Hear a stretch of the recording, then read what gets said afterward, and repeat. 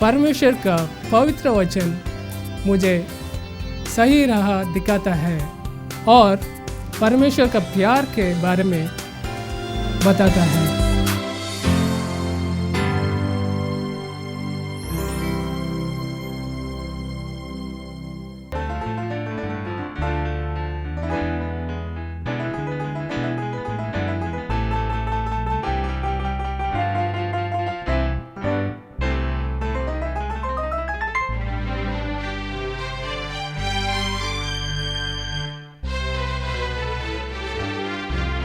खुदा के पंखों के नीचे जो इंसान पनाह लेता है, खुदा के पंखों के नीचे वही आराम पाता है।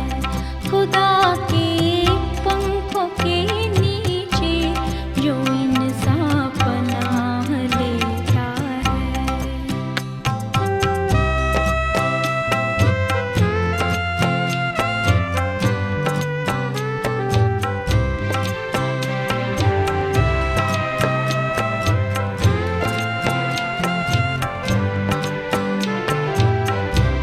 पनाह मेरी खुदावंद है, मैं सबको ये बताऊंगी।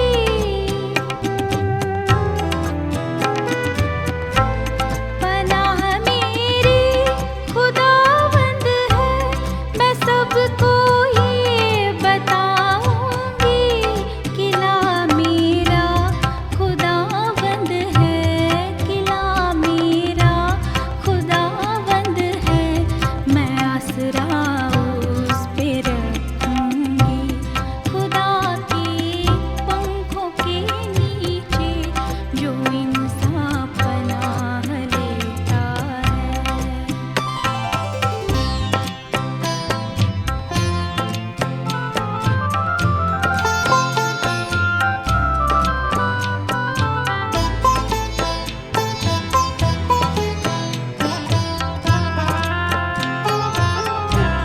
मुसीबत और दुख के दिन खुदा तुझको न छोड़ेगा।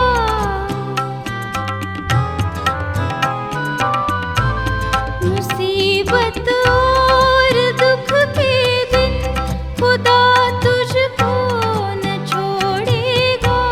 करेगा वादा पूरा हो, करेगा वादा पूरा हो, कभी ना उसको तोड़ेगा।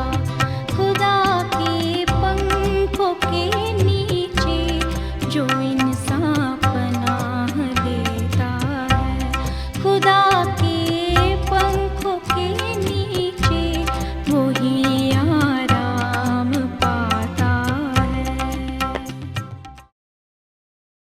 परमेश्वर का मैं धन्यवाद करता हूँ मेरे भाई और बहनों कि मैं आज एक बार फिर आपके घरों में आपके टेलीविज़न के माध्यम से उपस्थित हो सकता हूँ। सचमुच ये आपका प्यार है कि आप प्रभु से प्यार करते हैं और प्रभु के वचन को सुनते हैं।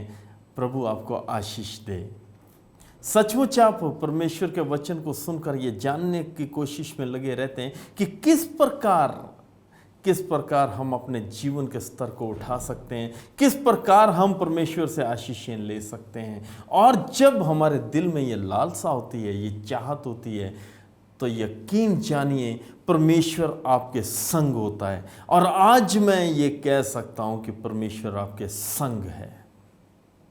जब परमेश्वर आपके संग है तो आपको किसी चीज़ की घटी नहीं हो सकती, कमी नहीं हो सकती। जब परमेश्वर आपके संग है तो आपको किसी भी चिंता की आवश्यकता नहीं।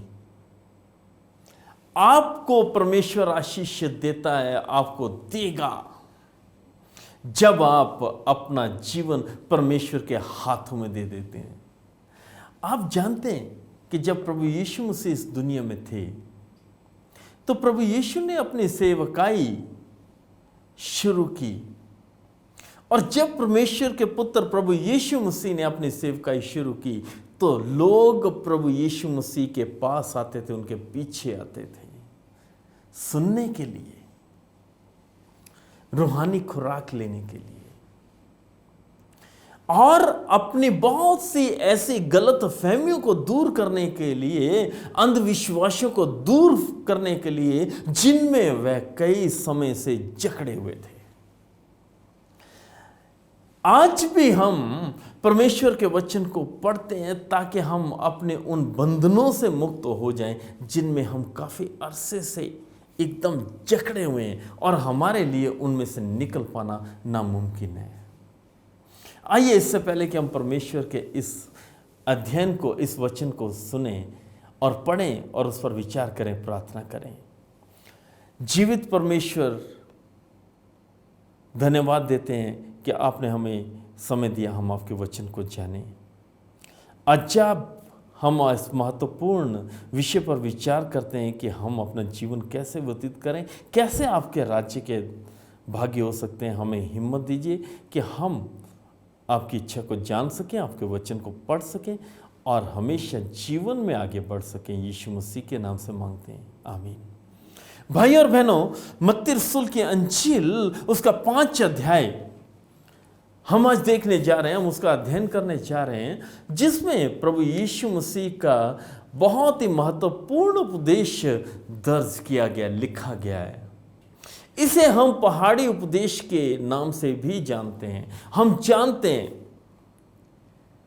कि प्रभु यीशु मसीह के पीछे बहुत लोग इकट्ठे हो चुके थे, आ चुके थे। तो उस समय प्रभु यीशु मसीह एक ऊंचे स्थान पर जाकर खड़े होकर उपदेश करने लग गए, क्योंकि वो जानते थे कि ये लोग अपने पुराने ट्रेडिशंस में जकड़े हुए हैं, अपनी पुरानी सोच में जीवन व्यतीत कर रहे हैं, अपनी पुरानी समझ के साथ अपना जीवन व्यतीत कर रहे हैं, जो कि इनके लिए बदलना बहुत ही जरूरी है। आज के युग में यदि हम विचार करें तो हम अपने स्वभाव में ईर्ष्या, वैर विरोध, झूठ, ये सब पाल के घूम रहे हैं। घमंड, ये सब हमारे जीवन शैली का एक हिस्सा बन चुका है। लालच जो कूट कूट के हमें भरा हुआ है, निर्दयता, हर तरह के अच्छाई के हम विरोधी हो चुके हैं और उस समय के लोग भी इन कमियों के साथ जी रहे थे। और सवाल उस समय भी एक ही था, मुक्ति, मुक्ति प्राप्ति। आज भी यही सवाल हमारे दिलों में है कि मुक्ति प्राप्ति के लिए मैं क्या करूं, स्वर्ग में दाखिल होने के लिए मैं क्या करूं, अनंत जीवन प्राप्त करने के लिए मैं क्या करूं। आज भी हम जानते हैं कि हमारे पास समय बहुत कम होता है, हम समय निकाल ही नहीं पाते इन सब बातों को जानने के लिए। परमेश्वर के वचन का अध्ययन हम करने के लिए हमारे पास समय ही नहीं है। मैं एक छोटी सी कहानी आपके साथ शेयर करना चाहता हूं। एक बहुत धनी मनुष्य था, उसका अपना व्यापार था। जब भी वो घर से निकलता था तो वो उसके दिमाग में सिर्फ उसकी दुकान, उसका व्यापार, उसका रोजगार ही था। हर सुबह वो उठता, लेकिन उसने एक नियम बनाया हुआ था कि वो वचन को देखे बिना घर से नहीं निकलता था। लेकिन उसका तरीका बहुत अजीब था। परमेश्वर के वचन को उठाता,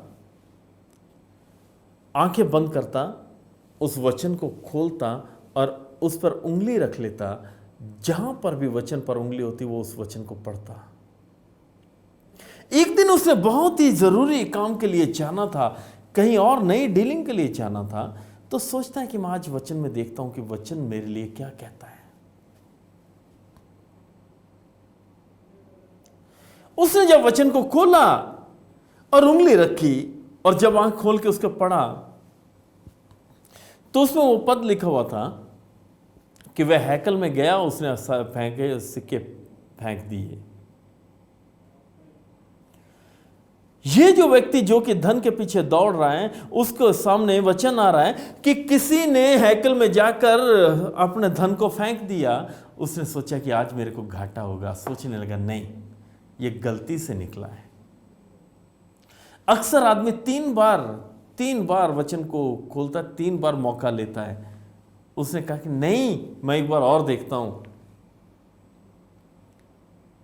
उसने फिर वचन को बंद किया, आंखें बंद की और वचन को खोला, उंगली रखी, और इस बार जब उसने उसे पढ़ना शुरू किया तो उसमें लिखा था कि उसने घर जाकर अपने आप को लटका लिया। भाई और बहनों, जब उसने देखा कि ये पद भी मेरी इच्छा के अनुरूप नहीं है, मैं तो अपने लाभ के लिए चाह रहा हूं, सोचने लगा कि नहीं, मैं एक मौका और लेता हूं। तीसरी बार उसने जब बाइबल को बंद किया, परमेश्वर के वचन को बंद किया और फिर खोला और फिर उसके ऊपर उंगली रखी, और जब आंखें खोल के उसे पढ़ा तो उसके पास जवाब था कि जो तुझे करना है जल्दी कर। अब आप क्या समझेंगे इससे कि उसे क्या करना चाहिए? उसे धन का लालच छोड़ देना चाहिए? उसका जीवन व्यर्थ है, उसे त्याग देना, जीवन त्याग देना चाहिए? और क्या कहेंगे कि इन दोनों में से जो चुनाव उसने करना है जल्दी करे? मेरे भाइयों, ऐसे नहीं चलता। हमारे को खुद वचन को समझने के लिए परमेश्वर से सामर्थ मांगनी पड़ेगी, समझ मांगनी पड़ेगी, परमेश्वर के वचन को समय देना पड़ेगा। यदि हम चाहते हैं कि परमेश्वर हमारे जीवन में काम करें, हम परमेश्वर के वचन को समझें। उस समय भी जो लोग थे,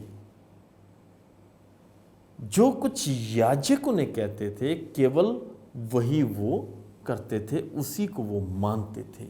लेकिन यहां पर राज्य, परमेश्वर के राज्य की सच्चाई को बयां करने के लिए, जीवन स्तर को ऊंचा उठाने के लिए प्रभु यीशु मसीह पहाड़ी के ऊपर खड़े हो गए, ऊंचे स्थान पर खड़े होकर वो उपदेश करने लगे। क्योंकि उस समय भी सबके दिल में यही सवाल था कि मुक्ति प्राप्ति के लिए, निजात के लिए, अनंत जीवन के लिए मैं क्या करूं? कैसा जीवन होना चाहिए मेरा कि मैं परमेश्वर को पसंद आऊं? तो मत्ती 5 अध्याय में पहाड़ी उपदेश जो दर्ज है, उन पर आप विचार करके देखिए। यहां पहले शब्द जो लिखे 3 आयत में, धन्य वचन है ये। यहां लिखा, धन्य है वह जो मन के दीन है, क्योंकि स्वर्ग का राज्य उन्हीं का है। हमारे को अपने आप को बिल्कुल हलीम करना पड़ेगा, बिल्कुल दीन करना पड़ेगा, यदि हम चाहते हैं कि हम परमेश्वर के राज्य में प्रवेश करें। हमें हो सकता है कि आज हम शोक कर रहे हैं, शोकित मन के साथ अपना जीवन व्यतीत कर रहे हैं, लेकिन यदि हम शोकित मन के साथ अपना जीवन व्यतीत कर रहे हैं तो परमेश्वर हमें शांति प्रदान करने के लिए सामर्थ्य है। वो हमें शांति प्रदान करेगा, क्योंकि कहा गया है, धन्य है वह जो नम्र है। आज हम छल कपट और घमंड का जीवन व्यतीत कर रहे हैं, जो कि परमेश्वर चाहता ही नहीं कि हम व्यतीत करें। लिखा है, धन्य है वे जो नम्र हैं, क्योंकि ये पृथ्वी के अधिकारी होंगे। आज मैं आपसे सवाल करना चाहता हूं, क्या आप किसी घमंडी मनुष्य के साथ जीवन व्यतीत कर सकते हैं, या उसकी संगत में रह सकते हैं, उसकी सोबत में रह सकते हैं? उसकी दोस्ती में आप अपना जीवन व्यतीत करना पसंद करेंगे, या कि ऐसे इंसान के साथ कि जो आपको समझे, जो आपके साथ प्यार से व्यवहार करे, उसके साथ आप अपनी दोस्ती बनाना चाहेंगे? परमेश्वर भी कहता है कि जो लोग मन के नम्र हैं वो धरती के अधिकारी होंगे। यीशु मसीह फिर कहते हैं, धन्य है वे जो धर्म के भूखे और प्यासे हैं। उस धनी व्यक्ति की तरह नहीं जो अपने लाभ के लिए, अपनी इच्छा के लिए वचन को पढ़ रहा है, लेकिन उन लोगों के साथ परमेश्वर है जो सचमुच परमेश्वर के खोजी हैं, जो खोजते हैं परमेश्वर को, जो परमेश्वर के वचन को खोजते हैं। परमेश्वर उन्हें ज्ञान देता है, समझ देता है, और वो लोग अपने जीवन में उन्नति करते हैं।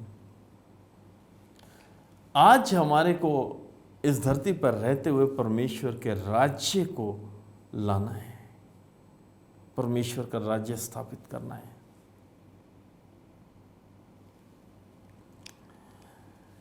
धन्य हैं वे जो दयावंत हैं, क्योंकि उन पर दया की जाएगी।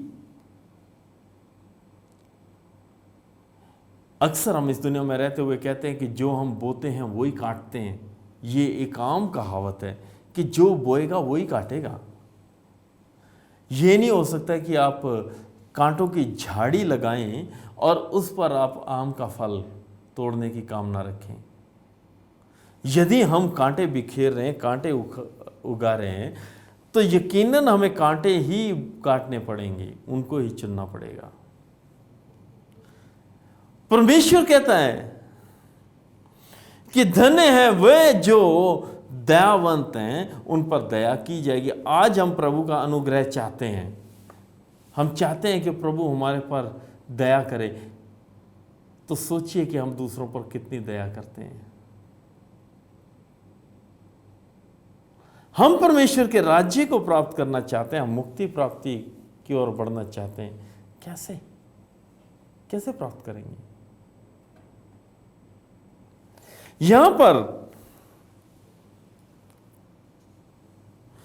लिखा है, धन्य है वह जो मन के शुद्ध हैं, क्योंकि वे परमेश्वर को देखेंगे। धन्य है वह जो मेल कराते हैं, क्योंकि परमेश्वर के पुत्र कहलाएंगे। आज हम किसके पुत्र कहलाना चाहते हैं, कहलाते हैं? क्या हम भाइयों में मेल करवाते हैं?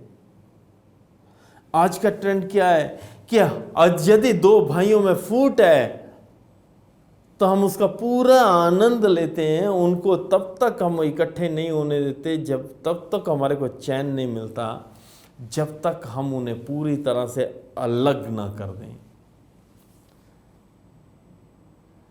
तो क्या हम परमेश्वर के पुत्र पुत्रियां कहला सकते हैं? कि तो धन्य हैं वे जो मेल करवाते हैं।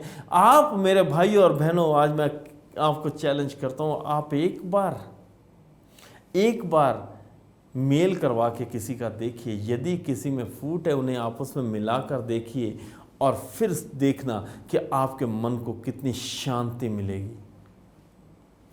आपको इतनी शांति मिलेगी, आप महसूस करेंगे कि आपने सचमुच प्रभु की इच्छा पूरी की है और आप परमेश्वर के पुत्र कहलाएंगे।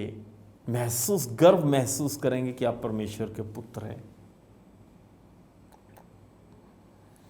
प्रभु यीशु मसीह कहते हैं, धन्य है वह जो धर्म के कारण सताए जाते हैं, क्योंकि स्वर्ग का राज उन्हीं का है। आज इस समय में, इस युग में सबसे बड़ा मूर्ख किसे गिना जाता है? मेरे भाइयों और बहनों, आज लोग उस इंसान को पागल कहते हैं जो धर्म के मार्ग पर चलता है।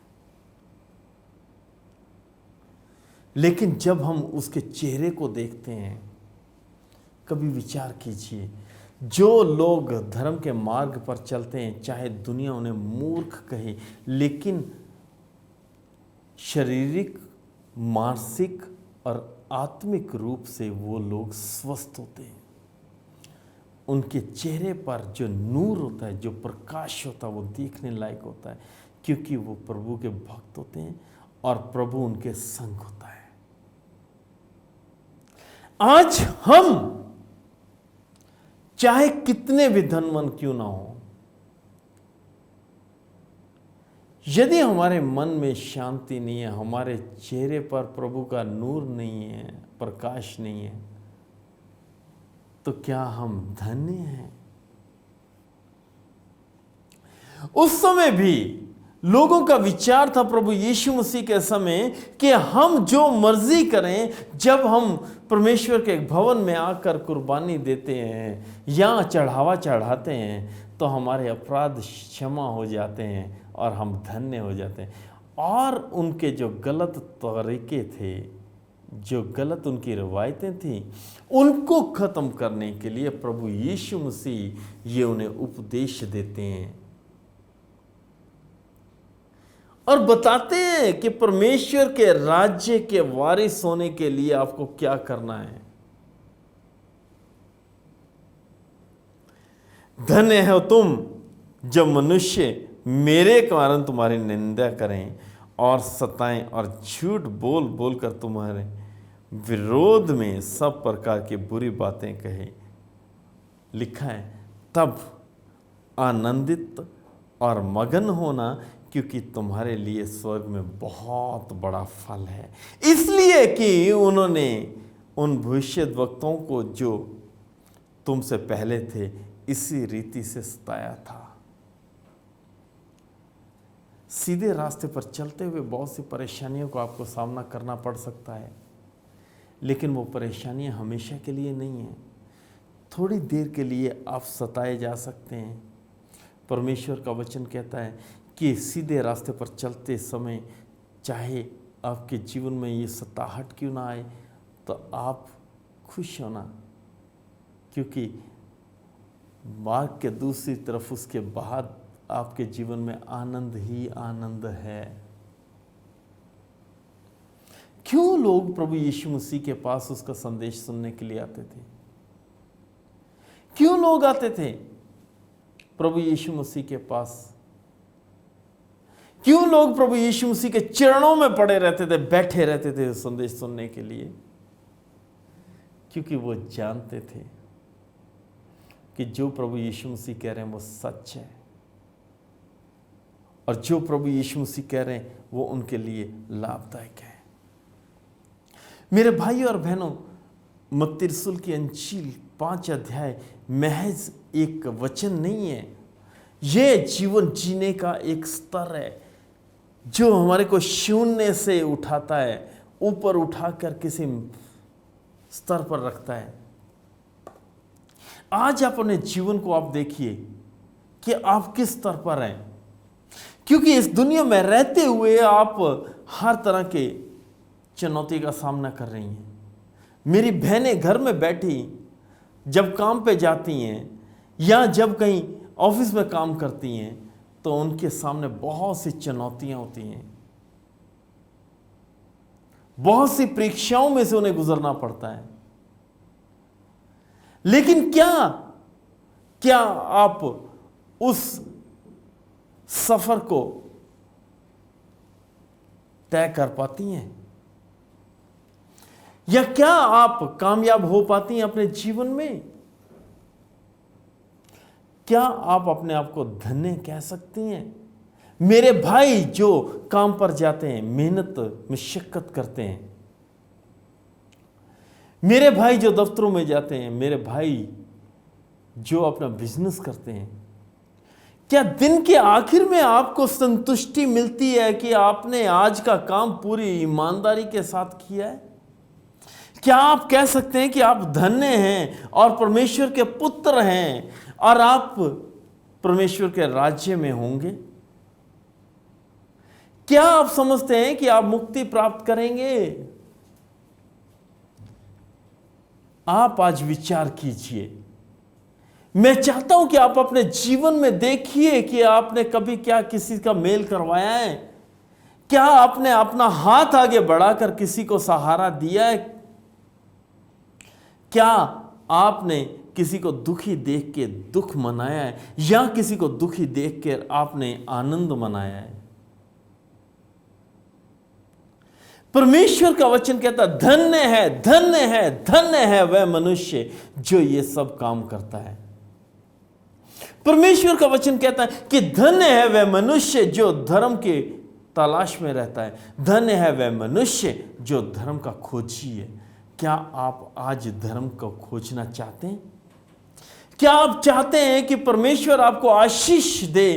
क्या आप चाहते हैं कि आज आपके लिए स्वर्ग के राज्य को सुनिश्चित कर दिया जाए? क्या आप कह सकते हैं कि आपके वापस परमेश्वर के पास आने से स्वर्ग में आनंद हो? हम अपने जीवन में बहुत सी कमियों को लेकर चलते ही जा रहे हैं, हम चलते ही जा रहे हैं, अपना सफर करते ही जा रहे हैं, लेकिन परमेश्वर चाहता है कि आपके जीवन में शांति आ जाए, आप शांतिमय जीवन व्यतीत करें। क्या आप चाहते हैं कि सचमुच प्रभु आपके संग हो? क्या आप चाहते हैं कि आपका जीवन धन्य हो जाए और आप स्वर्ग के वारिस हो जाएं? क्या आप चाहते हैं भाई और बहनों कि सचमुच परमेश्वर से आप ये शब्द सुने कि आए मेरे बाप के मुबारक लोगों, उन घरों के वारिस हो जो मैं आपके लिए तैयार कर रहा हूं? हमारा प्रभु हमारे लिए जगह तैयार कर रहा है। हमारा प्रभु चाहता है कि हम उसके साथ स्वर्ग में रहें, लेकिन क्या आप तैयार हैं? यदि आप अपना जीवन प्रभु को देना चाहते हैं तो आइए आज मेरे साथ हम प्रार्थना करते हैं। स्वर्गीय पिताजी, धन्यवाद देते हैं कि आपने हमसे प्यार किया और उस प्यार के कारण आपने ये संदेश हम तक पहुंचाया, और आप चाहते हैं कि हम उन धन्य लोगों में शामिल हों जो बचाए जाएंगे। पिताजी, आप चाहते हैं कि हम आनंदमय जीवन प्राप्त करें। पिताजी, आप चाहते हैं कि हम दूसरों के साथ मेल करवाएं। आप चाहते हैं कि हम इस धरती पर रहते हुए आपकी इच्छा को पूरा करें। स्वर्गीय पिताजी, जितने भी मेरे बहन भाई आज अपने सिरों को झुकाए आपके सामने बैठे हैं, स्वर्गीय पिता, आप उनके मन को छूइएगा, आप उनकी पुकारों को सुनिएगा, आप उनकी इच्छाओं को जानते हैं, ज़रूरतों को जानते हैं। हम चाहते हैं पिताजी कि आप अपना अनुग्रह उन पर कीजिएगा, आप अपना प्रकाश उन पर चमकाइए, ताकि वो प्रकाशमान होकर आपके नज़दीकी में रहकर आपसे आशीषें लेते हुए आपकी बादशाहत के लिए तैयार पा जाएं। यीशु मसीह के नाम से मांगते हैं, आमीन।